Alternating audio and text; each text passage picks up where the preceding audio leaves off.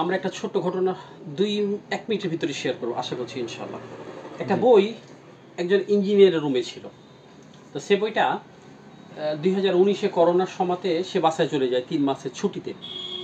তো ছুটিতে যাওয়ার পরে এক পর্যায়ে দেখা গেল 3 মাস পর অথবা 4 মাস পর যখন সে বাসাতে আসলো, আসার পরে এক পর্যায়ে তার বন্ধুকে দেখলো একই রুমমেট, সুন্দরভাবে সে দাড়ি রেখেছে মাশাআল্লাহ, মাথায় টুপি, পাঞ্জাবি, খুব সুন্দরভাবে দিনের পথে এসেছে, দিনকে এক কথায় পূর্ণভাবে মানার চেষ্টা করছে, পরিপূর্ণভাবে।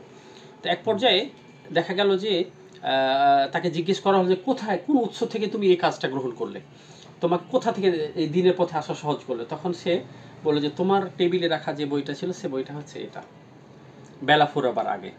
তো আমরা চাই আমাদের শ্রদ্ধেয় ভাই এই বইটা আরও পড়বে। এভাবে আমরা আমাদের দর্শক শ্রোতাদেরকে বলবো, যে বা যারা এই ভিডিওটা দেখছে, এই বইটা অনেক ভালো মানের একটা বই, অনেক ভালো মানের একটা বই। দিনের পথে আসার জন্য শত শত এরকম রিভিউ আছে আমাদের ইখলাস লাইব্রেরিতে। এই বইটা আমরা তাদেরকে পড়ার জন্য রিকোয়েস্ট করবো, দিনের পথে আসার জন্য অন্তত। এরপরে আরও অসংখ্য বই আছে, একাধিক বই আছে, তাওহীদ বিষয়ে আছে, তারপরে শিরক বিদাতের বিষয়ে আছে, এগুলো তো জানা জরুরি আছে। তবে আত্ম উন্নয়নমূলক মোটিভেশনাল বই হিসেবে অনেক সুন্দর ভালো মানের বই দিনের পথে আসার জন্য। লাইব্রেরির পক্ষ থেকেও দেখা যাচ্ছে বইটা আমরা বলা যেতে পারে আমাদের ভাইটিকে হাদিয়া স্বরূপ হিসেবে আমরা শেয়ার করলাম ইনশাআল্লাহ। জাযাকাল্লাহ খাইর।